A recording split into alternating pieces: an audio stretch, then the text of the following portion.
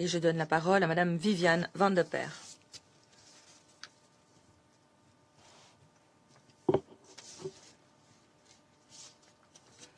Bonjour, Monsieur le Président, Mesdames et Messieurs les membres du Conseil, Excellences, Monsieur le représentant permanent de la République du Rwanda, je vous remercie de me donner l'occasion de présenter ce rapport au Conseil sur la situation en République démocratique du Congo.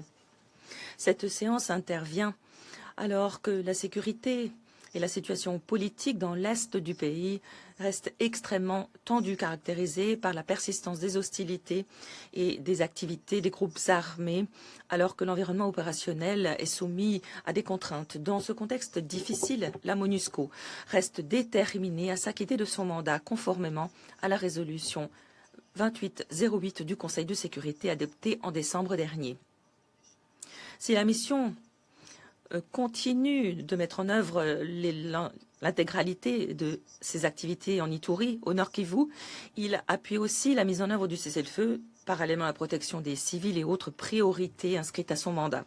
Au Sud Kivu, conformément à la lettre du secrétaire général transmise au Conseil le 27 février, les activités de la MONUSCO se concentrent exclusivement sur les fonctions liées au cessez-le-feu. Monsieur le Président, les affrontements entre les AFC et le M23, soutenus par les RDF, et les FARDC, soutenus par Wazalendo et d'autres alliés au petit nord du Nord Kivu, ainsi qu'au Sud Kivu, continuent d'augmenter, caractérisés par un recours accru aux armes lourdes et par un renforcement des activités des forces militaires. En dépit du retrait des AFC et du M23 d'Ouvira le 17 janvier, sous pression de la communauté internationale, la situation au Sud Kivu reste tendue. La reprise des hostilités s'est étendue, modifiant les lignes de front, notamment vers la frontière du Burundi, augmentant le risque de conflit à l'échelle de la région. En Ituri, la situation reste alarmante.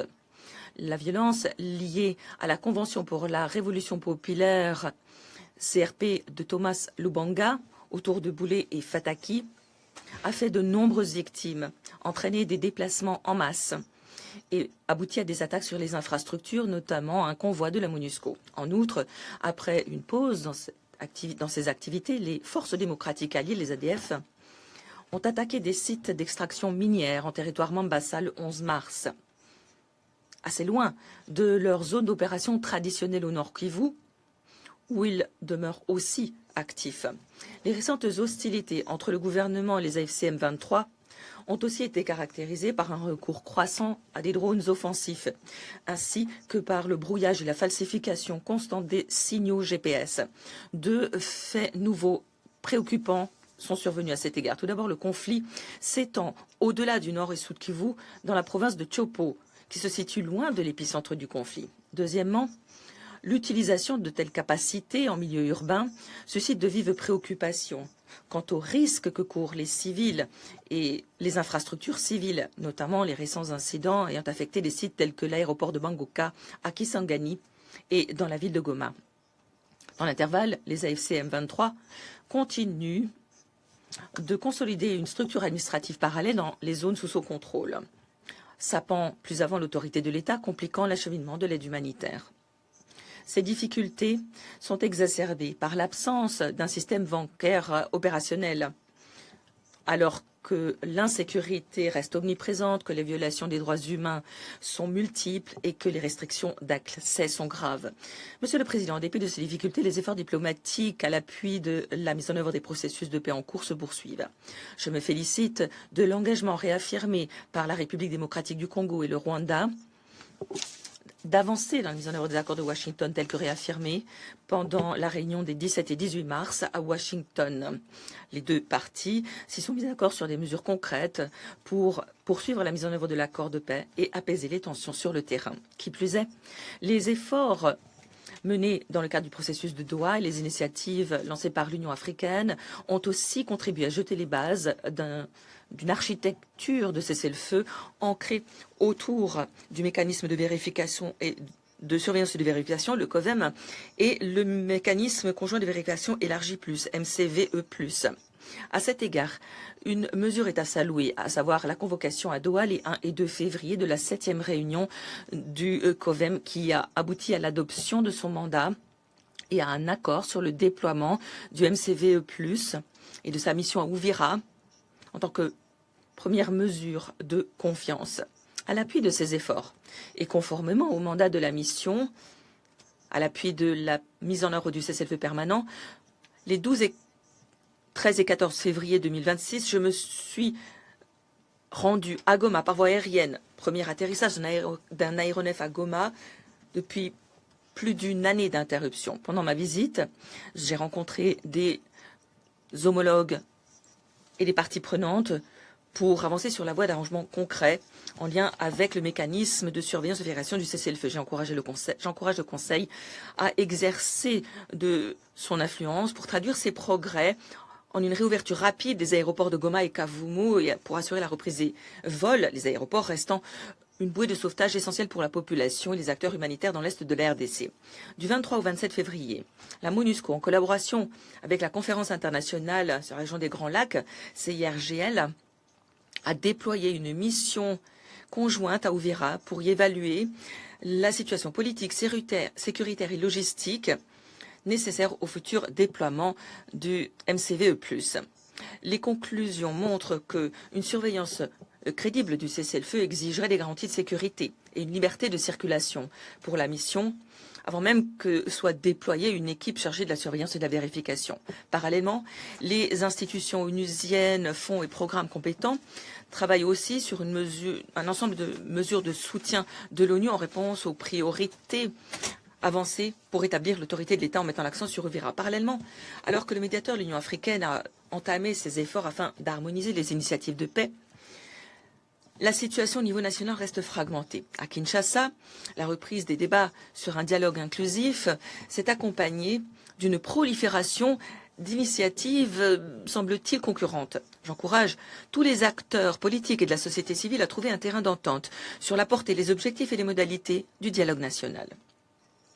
Je me félicite aussi de l'ouverture du président Félix Tshisekedi avec l'appui de l'Angola, ouverture à un dialogue national inclusif. Et j'encourage le gouvernement à adopter des mesures de confiance afin d'encourager un dialogue inclusif et constructif de nature à ouvrir la voie vers des élections pacifiques et représentatives en 2028.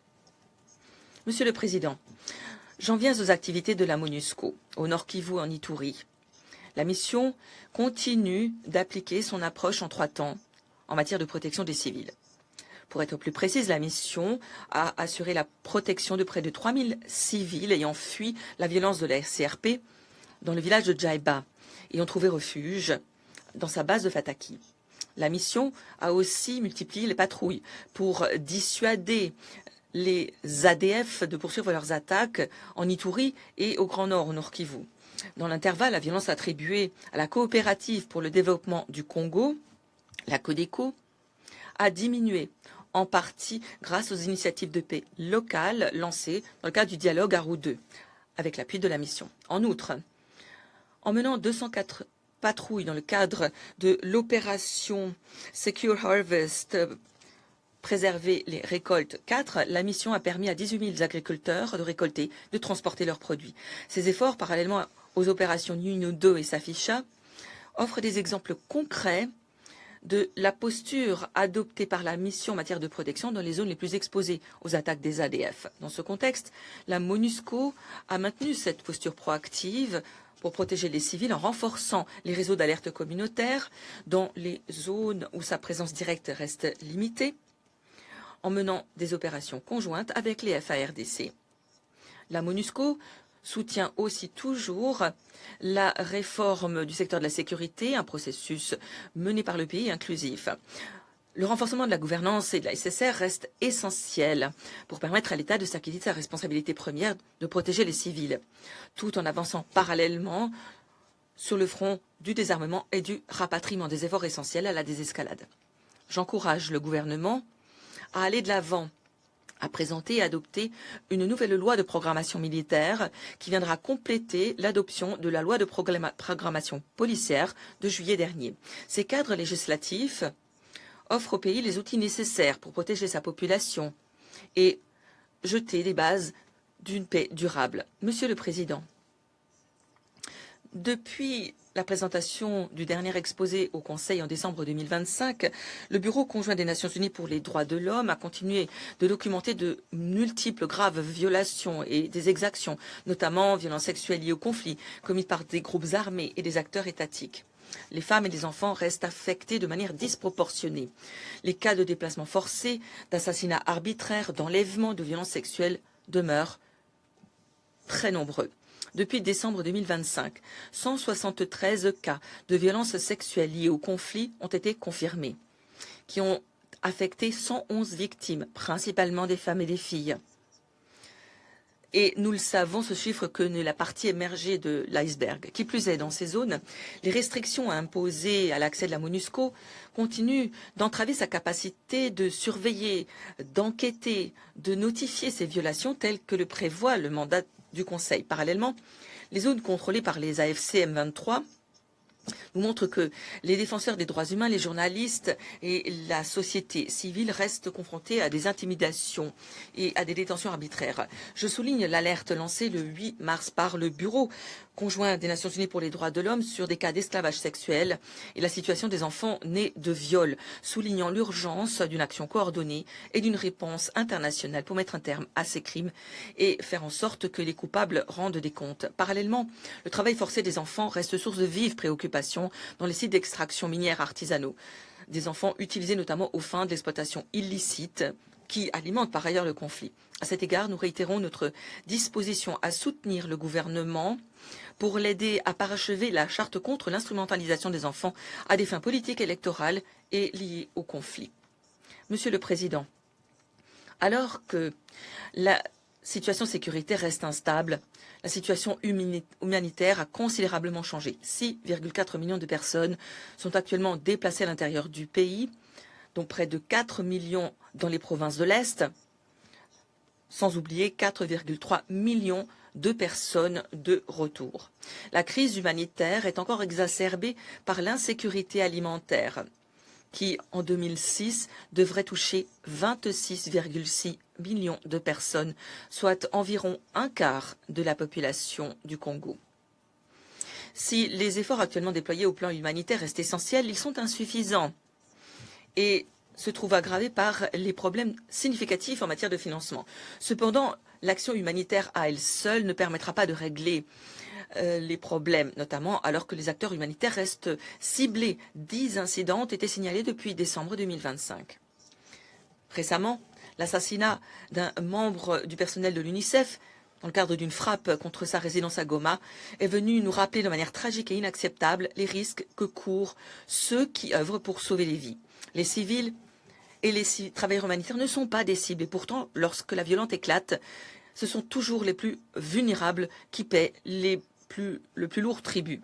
Ces actes doivent être condamnés sans équivoque et les responsables doivent rendre des comptes.